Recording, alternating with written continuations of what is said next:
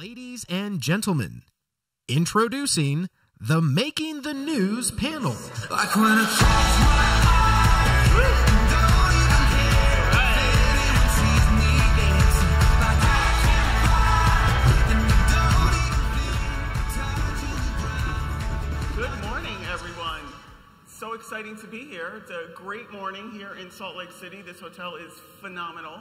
I love being the first person to do everything in the hotel room, so very, very cool. Today we're going to learn a lot about how you can work with the media, right? As advisors, you always want to know, how do I get my name out there? How do I make my story known? How do I be the person that the reporters call? So I'm so excited that, because sometimes I'm the one that's getting interviewed by a reporter, that I get to interview these reporters as well as an advisor at the end who's going to talk about his experience in working with the media. So let me just quickly introduce my panelists, and then I'm going to ask them to tell us a little bit about themselves. So all the way at the other end, we actually have our advisor, Vance Barth, the wealth strategist and founder of Your Dedicated Fiduciary. Next to him, we've got Ryan Neal, who's the technology editor at Investment News. We've got Ian Wennick, who is the senior reporter at CityWire, also known as the Scoopinator, and Diana Britton, managing editor of wealthmanagement.com. So you all do different things in the media. And I think when we talk about a reporter, I don't think everyone really gets all the different things that go on behind the scenes. So, Ryan, I'm going to start with you. Talk a little bit about just, a minute or two on what it is that you're looking for. What kind of reporter are you? What stories do you cover? And why should advisors care? And why do they want to be in it? Absolutely, great. Good morning, everyone. Ryan Neal, technology editor at Investment News. I cover all things fintech. I've been doing it for about 8 years. Investment News, I hope you guys are aware of us. Industry publications, been around for a while, a couple decades now. We do a mix of breaking news and analysis. We're focusing much more on analysis these days, so I let folks like Ian get the scoops and the breaking news and who's buying who, and then I like to come along a little later in the day or the next day and talk about what it means for you. What does it mean for advisors? So my number one thing is every day with my editors, I come up with the story ideas, and they always ask me, why do advisors care? Why does anyone want to read this? And so that's really like my number one question that drives everything I do is, why should advisors read this story? So that's my North Star, I guess. Love that. Ian. Hi, so I'm Ian. I'm the senior reporter at CityWire RIA. We're a UK-based company, but we've been in the US since 2015, and we've been covering RIAs since 2018, which is when I joined the company. We have a daily newsletter that, like Ryan hinted at, we really try to focus on breaking news. I do a lot of M&A work, a lot of investigative work. We cover fintech, regulation, people moves, and I would again back up with what Ryan said, which is that the main thing I'm looking for any story is why does our broader readership base, which I classify as a lot of the advisors of the audience right now in that $500 million to $2 billion range, is this relevant to them? Is this going to involve a company that they think about or work with? Or is it something they can actually use on a day-to-day basis to make their practice better? Those are the two questions I'm asking myself with every story we're pursuing. Awesome. Thanks. Diana? Yeah, I'm Diana Britton, wealthmanagement.com. If any of you remember, we're the old Registered Rep magazine that's been around since the 70s, but sort of rebranded and evolved with the industry over the years. We do kind of focus less on breaking news, although we do cover some of that. We try to write more longer analytical stories and just sort of go more in depth with some of the developments in the industry and bring insights to advisors. I cover a lot of the developments on the independent broker-dealer side. I try to cover asset management and do write a lot about RIAs, so I'm kind of got a little foot in everything. But I also have a podcast called The Healthy Advisor. It's focused on advisor health and wellness. So, yeah. Awesome. Great. So Vance, you're not a reporter, but you almost were. But talk to us about, we're going to get into a lot of the hows and whys, but why do you think it's important for advisors to even care about working with the media? So there are two different reasons. The first is so that you can understand what's happening within the industry, to incorporate those items into your own practice, into bringing value to the families that you serve and so forth.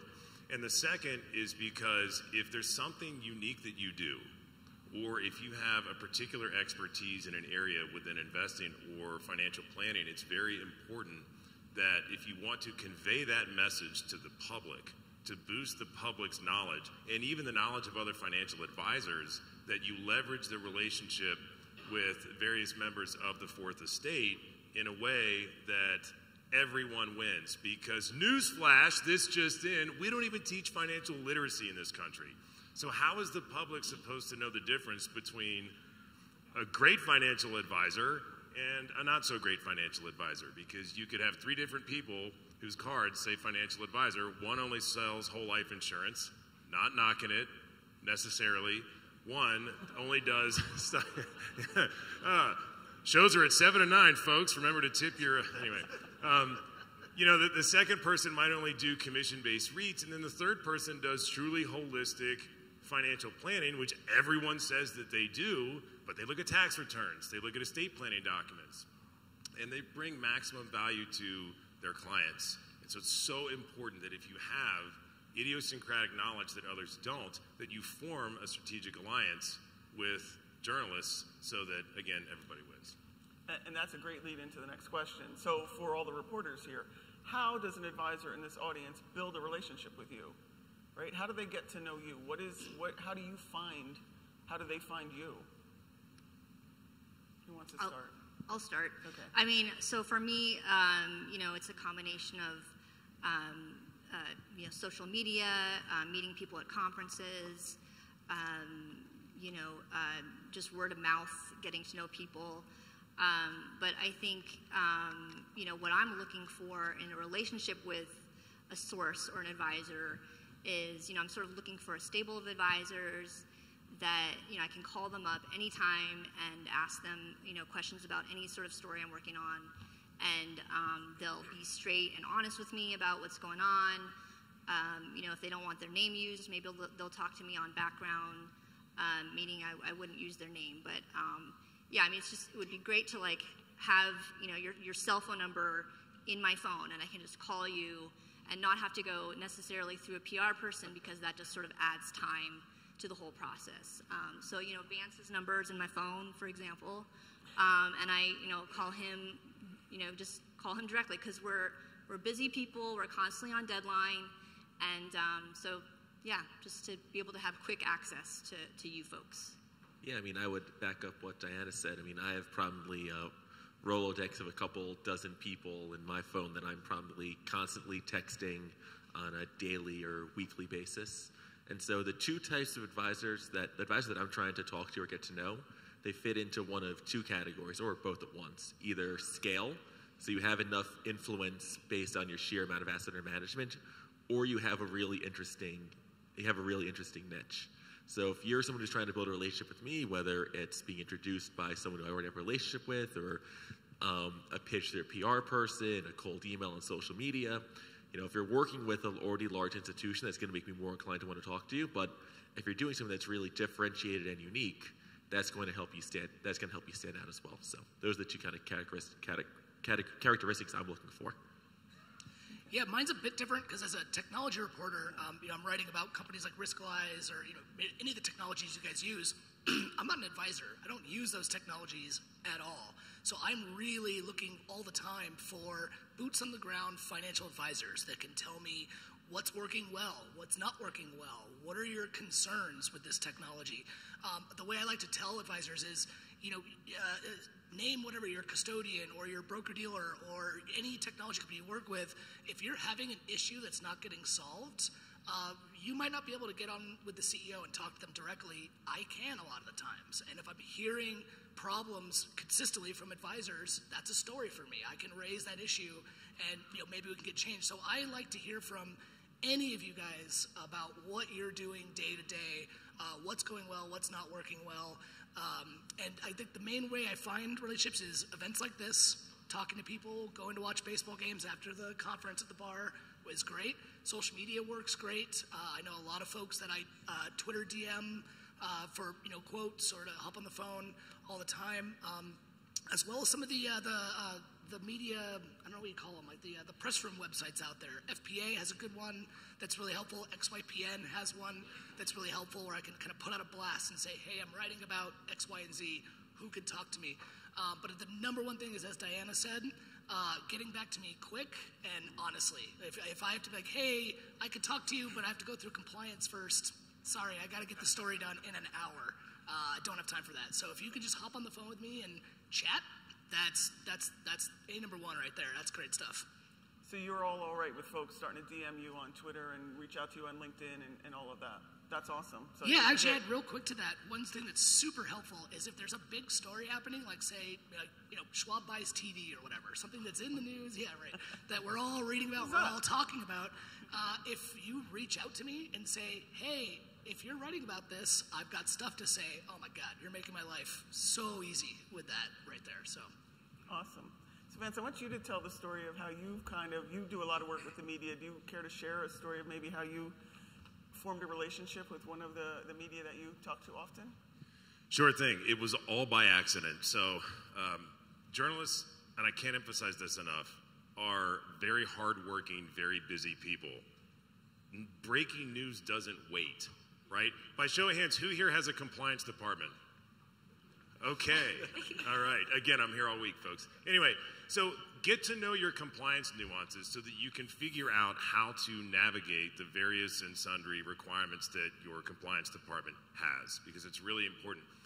The Fourth Estate really can't wait for much of the news items that are in fact breaking. And making their lives easier is going to win you a bunch of points and also quotes. So I ended up hiring a PR firm, not because I wanted to, but because in my prior career, I spent 10 years traveling the country full-time, consulting and teaching leading financial advisors and wealth management teams on how to invest for high net worth clients. And during that career, I learned way more than I ever bargained for. And I would meet with these advisory teams and I would go, who are your clients? What's the profile? What do you do? How do you serve them? How do you manage money? Do you also do risk management planning? Do you offer estate planning? And I learned absolutely everything I could about financial advisors. And it occurred to me that our industry suffers from this sea of sameness. Everyone says that they do comprehensive, holistic financial planning, but I had a very unusual insider's view because of the thousands of hours I've spent inside of financial advisory firms. So I transitioned from that career to this career, and I called the chief marketing officer with whom I worked, and she's just fantastic. And I go, what do I do? What do I take? How do I take what's up here to bring it to the public? She goes, oh, you have to hire a PR firm. Like, no reporter's going to talk to you. Have you met you? Come on. So I hired this PR firm, and it was the day after, literally the morning after, my family moved from coastal San Diego inland, because once you hit a certain age, everyone just goes inland, right? And the school systems are better there and so on and so forth. I want 4.5 hours of sleep. The PR agent calls me. He goes, all right, I got Jeff Benjamin of Investment News, okay? He's ready to talk to you. And I'm like, when? Now. I'm going, I can't talk now. My house is packed full of boxes. I'm exhausted. He goes, when Jeff Benjamin is available to talk, you talk. So we get on the phone, and I'm on my 5th cup of coffee, and he wanted to talk about alternative investments. And I was so nervous because I didn't want to say the wrong thing, and I didn't want to talk about anything product specific, because those of you with compliance departments understand that it's like, good luck, better luck next time. So it was a very awkward conversation. Got some sleep that night. I picked up the phone the next day and I called him and I said, Jeff, this is Vance. Who? Vance, we talked yesterday. Oh, yeah. I said, I was on 4.5 hours of sleep. We just moved and it was a very awkward phone call for me. I'm really sorry. I hear through the grapevine that you're coming to Impact and I would like to get together. And he's like, okay, fine. We'll do a 5-minute coffee meeting. So I did a little due diligence on Mr. Benjamin and learned that he is a Marine. And my grandfather is a Marine. And he created this figurine of himself. And I brought that to the meeting to meet with Jeff. And the first thing I did was I set that on the table. And I said, you know what? There's some of us that really appreciate your service for this country. Thank you very much. And that 5-minute meeting evolved into a 90-minute session where I poured my heart out about what I think needs to change in the wealth management industry, largely to bring maximum value to the public. In medicine, there's the Hippocratic Oath, which is first do no harm. That does not exist in our industry, and that bothered me because of various reasons that we can talk about if it's of interest. And he said, you know, you have like 42 followers on Twitter. I don't understand. I've never heard of you. You need to really get out there. So I'm going to start using you as a source. And he did, and he started calling me, and you have to be available, and you have to comment on things. And the thing that I think a lot of advisors don't understand is it's not about trying to get in the news just to get into the news. If you have the expertise, and you are a subject matter expert, and you can contribute to the article in a way that it brings value, then you know you can serve as a sounding board, which is great. And that series of quotes from Jeff and other introductions, because other reporters would call and they say, hey, I read you in these articles. Do you know about, you know, a certain subject? Yeah, I do. In fact, I used to lecture on it. So, and it just kind of picks up and picks up and picks up. And the next thing you know, your phone just rings and reporters call and they go, hey, I want to talk to you about a major event that happens. And that's how it evolved.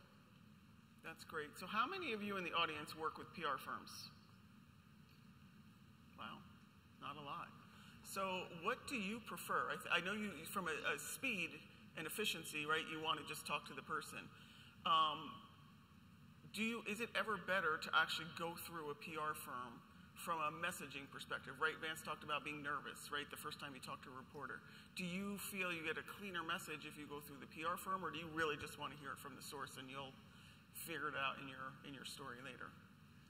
I mean, what I would say is that in terms of if you're someone who has an interesting niche or you want to get on a reporter's radar, there are some PR firms that a lot of us in the media see on a regular basis because they work with a lot of RA clients, whether it's Greer FCA or Street Cred or Jay Connolly, ProSec. There's a lot of well-regarded institutional firms. Right. And so 80% of PR emails from firms I've never heard of or that have just horrible grammar errors, I'm going to automatically delete.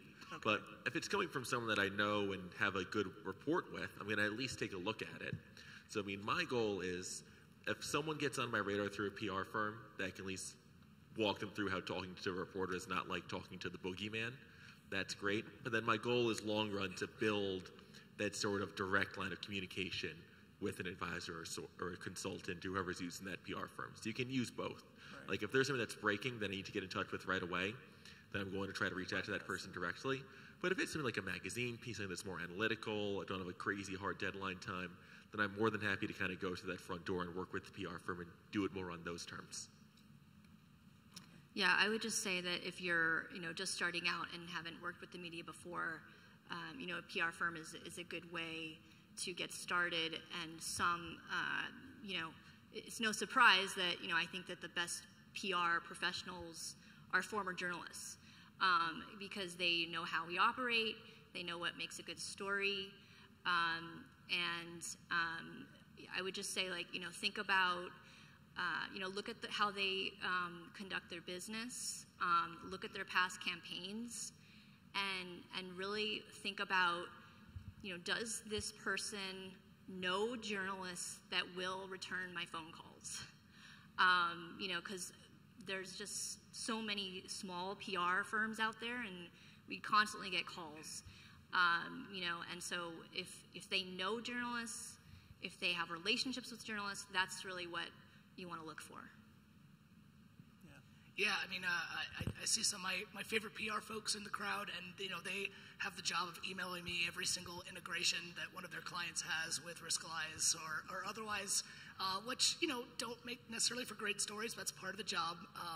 But I know them, I know their emails, I see them at least, and I'd say even just on a practical level, if I get an email from a random financial advisor I've never heard of, which I do get, sometimes they're incoherent ramblings about stuff that are like, okay.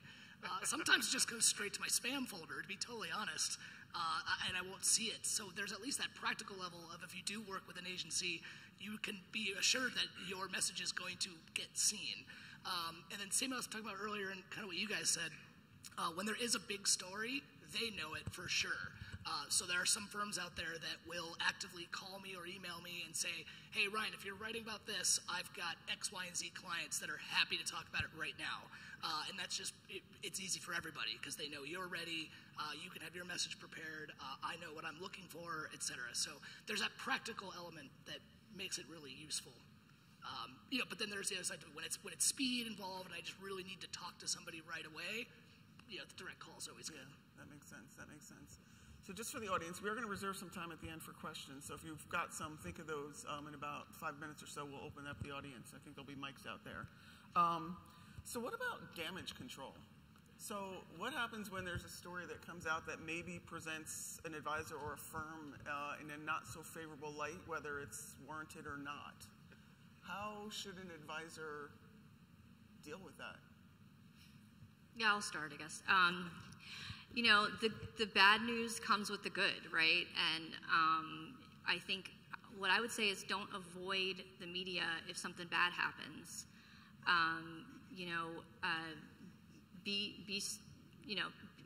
And don't be mad at us, for reporting the truth.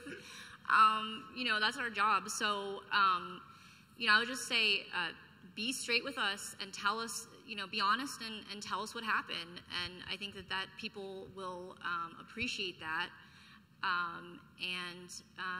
Tell your side of the story. That's my advice.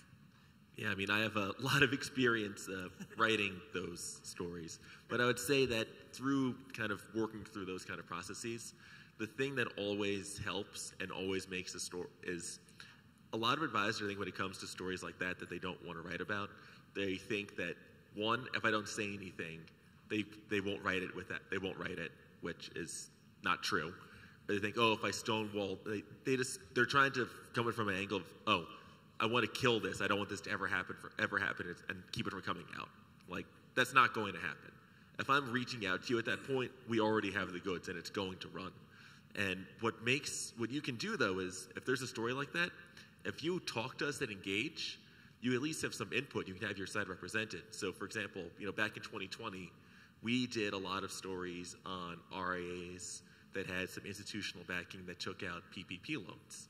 And there were some firms that chose to just stonewall us, and they would get called out on social media. And there were some where the CEO or someone involved in the company would at least explain to us the rationale for taking out the loan. And though some advisors could reasonably disagree with that rationale, at least it was out there and their side was represented so that they were willing to engage with us. So I always say just, if there's something that you're not going to like, engage with it head on. Because if you duck and cover and you have no input in or say what's going to come out there, it's going to look a lot worse for you than if you at least try to get your perspective in there. Because even on an unconscious level, that plays out through the ultimate copy that comes out. Right. So it's not true that all press is good press, or go ahead. Yeah, some people do think that, if your name's out there, your name's out there. I had a CEO of a technology company yesterday ran into me at the lobby and said he's still mad at me for an article I wrote a while ago. I'm like, yeah, it's all right. It's how it goes. One thing I just want everyone to know is it's not personal. I'm not out to attack anybody. I'm not out there with an agenda or some of the things you hear. That's not my job. My job is to cover the industry for you. I'm trying to do this for advisors to, improve your knowledge of your own industry. If I've got to do a story, I've got to do a story. And as they said, it's best to get your perspective or anyone's perspective. If I get it, I'm not going to not use it. I have to use it. It's my job. And it's going to make my story better to have all perspectives on the issue. I hate having the so-and-so declined to comment or so-and-so cannot be reached for comment. That's boring. I want to hear what you say. So that's all I would add. That's great. It's not personal. How about social media? Does social media ever take the place, or should it take the place of the media that you're providing from these articles? There's a lot of advisors who have fairly large social media presences, so should they be bypassing the press and just kind of saying, all right, I've got my own media presence out there? Is that play into anything you do? Well, I won't name that. There's a tech company I write about a lot that does this. It's very much their strategy is to put out their messaging on social and on their blogs and not go to the press at all. And it's super annoying because then when I write about it based on what they have, then they immediately come back to me and say that, well, why didn't you reach out to us for a quote? And I'm like, I did. You didn't come to me. So I don't think so, but social media is super helpful. Again, when you have like the big stories that everyone's talking about, I always go on Twitter. Twitter, if you guys don't know this about it, its search engine is awesome. It's complicated and they bury it, but if you go into like the advanced search and play around with it a little bit, it's amazing, and you can find anybody saying anything about anything. And it's super helpful for big stories. I have a list of financial advisors, and I put in the tag for that list and put whatever key phrase and see who's talking about it. And then I immediately can see, so-and-so has opinions about this issue. I can reach out to them. Love that. But no, as far as the message part, I don't know. Come to us. And understand, if you're leveraging Twitter and your profile is public, that which you tweet can in fact be quoted. It's happened to me multiple times. So proceed with a little caution here, okay? Use a little discretion. Okay, 7 laughs in the back. But I'm serious because it's all public, it's out in the public domain, and the Fourth Estate reports news without angle. So it's just something to keep in mind. And I get this question a lot. Vance, you're in the media a lot. How do I get into the media? I go, well, what's your goal? If your goal is to think that if you're featured in articles in print or if you're on television or radio, that someone hears or sees or reads you and they go, where have you been all my life? I'm firing that advisor I've had for 27 and a half years. I read that quote that you had. People don't line up at the door. I will tell you that television-based media will warrant calls. I've done several TV engagements. You get back to the office and you have 17 voicemails and people are like, all right, I need to know the difference between a stock and a bond. I got $3,700. What can you do for me? So there is a lot of activity that happens, right? But it's more the value that the public gets, number one. And number two, we have a lot of great marketers here, right? You can take the content from your features and you can send that to your distribution list. You can send that to clients. Clients love this stuff because it builds authenticity. It can help convey your message. It builds you as a subject matter expert. And clients, they love it, And I've asked them, do you find value when I send these media features to you? And they go, it helps. But the time that it really brings maximum benefit is like right now, the Fed has brought a wrecking ball to markets. There's so much to talk about. You can literally create 7 to 15 different items that you're doing in your day-to-day practice, from tax loss harvesting to charitable giving. October is Estate Planning and Gift Awareness Month. We're right in the middle of that. There's so much to talk about right now that you can go to members that report the news to say, hey, here's a story idea that I'm working on. Markets go down. I know that's hard to believe during the quantitative easing era, but they do in fact happen. What are the key strategies that we as advisors need to implement? Clients love reading that stuff. Can I just add to that? Yeah. I think just when you approach us, don't think of us as free advertising or free marketing for your firm or whatever. But we're trying to bring insights and truth to advisors and insights to help you run your business better on a day-to-day basis. That's our goal, or my goal at least. And so, and what kind of benefit do you get out of it? You get to help improve the industry. We're all trying to, make the industry better, right? So, I think that's where, the benefit is. I think that's great. Go ahead. Did you want? Yeah, I think that's great. And I love what you all said in the beginning, right? When you talked about the stories you're writing are stories that you think that we all want to read, right? There's so much that's happening in this industry. It changes on a dime, so I think that's important. Do we have any questions in the audience? I don't want to miss anybody. I see there's one in the second row right here. First of all, thanks for being here. Great job. The implication to me of you being here is that this is good for business for advisors. And so in the context of advisors already having full plates, barely enough time to even have probably, trackable vision plans in their businesses. How much time, how much cost? PR is expensive. Should an advisor who makes this a priority think about committing to this being a successful outcome for their enterprises? Can I take that just for a second? I think from a marketing perspective, you have to think about, are you trying to grow the firm? Are you trying to get, more publicity out there? That's one thing that you've got to think of from that perspective. But I'm going to let these folks. I feel like there's a Tony Robbins, begin with the end in mind kind of quote that comes to mind here. It's really important to have a marketing strategy for your firm, whether that's in-person events, radio, TV, print media, social media, distribution lists, to which you send different media features that you're in, but understand what message you're ultimately wanting to convey. I have about 15% of my time that I spend doing this stuff because it just happens. And at first you kind of chase it, and then after a while it kind of chases you because you brand yourself as someone that journalists can go to that can serve as a resourceful source and an educational contributor to various articles. But also understand that if a reporter calls you and you talk on the phone for an hour and you're not quoted, it's not a personal thing because so much of our knowledge needs to be shared. And there have been instances where I've spent a lot of time on the phone and it took me a while to really absorb this, but part of our job is to educate clients.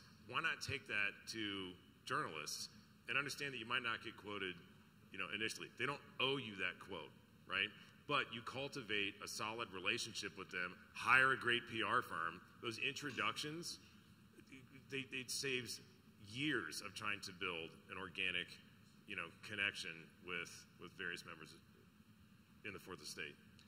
Yeah, and all I'd add on top of that is just, I keep coming back to this idea of when there's a big story that happens, if you've got thoughts on it, how much time and cost does it really take to send me a DM on Twitter or an email or a text message or a call and say, hey, Ryan, if you're writing this, let me know. I've got some thoughts for you. We can talk for 5 minutes. That's really all I need, 10, 15 minutes. If you've got time to spare and you've got thoughts on it, I love to hear them. You are my readers. You are who I'm writing about. I'm not an advisor. Your perspective is so invaluable to me that I will take what I can get. That sounds kind of lame, I guess. But, really, I guess, what's the cost of that? You can text me, and if I don't answer back, I don't answer back. If I do and say, hey, not right now, I'll get you next time, no one really loses there. But, the upside is if you send me hey, XYZ, your thoughts, I can be like, oh, hell yeah, plug that in. There's my quote. Send the article in. Great. It's easy.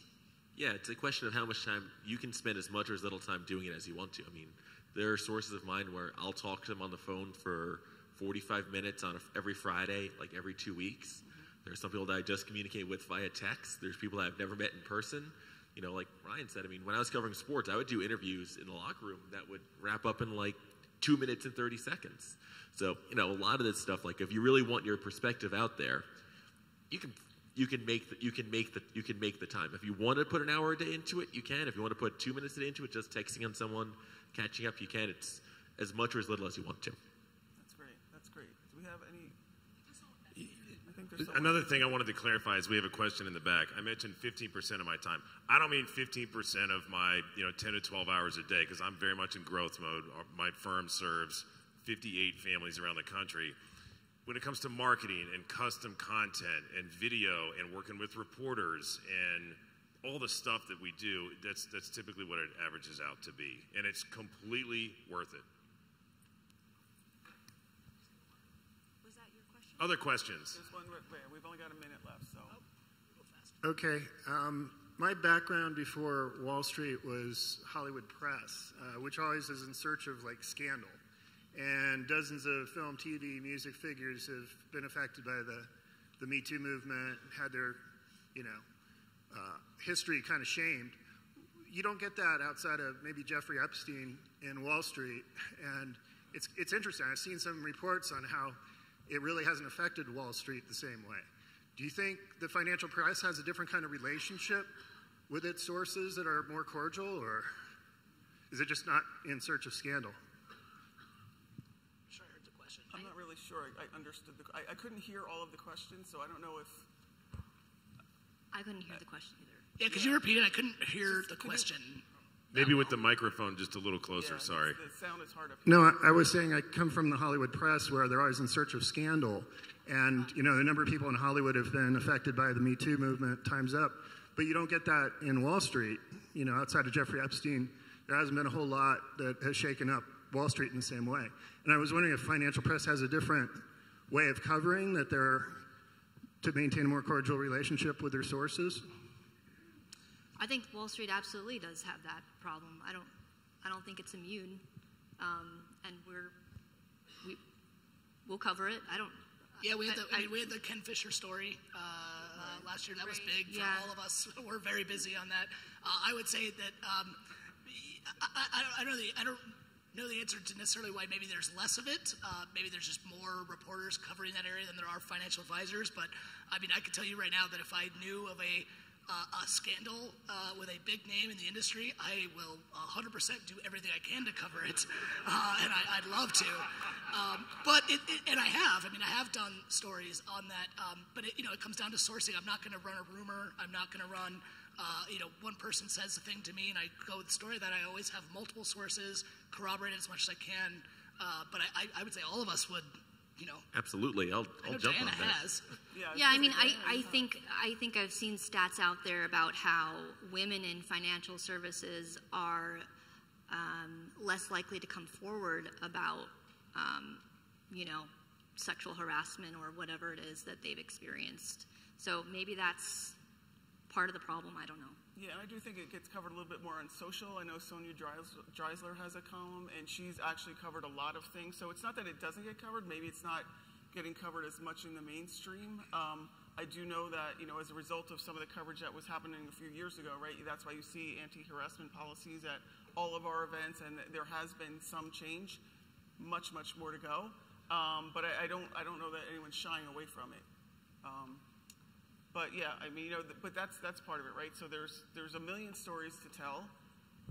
These folks are hardworking, and they're looking for stories every day. So I think that the big takeaway here is don't be shy. Don't be afraid to mob them after the session. Stay for the next session. That's going to be great too. But afterwards, reach out on LinkedIn or Twitter or DM and talk to them. They're looking for subject matter expertise. Anything that you can teach them about this business that they can cover, I think they'd be grateful for that.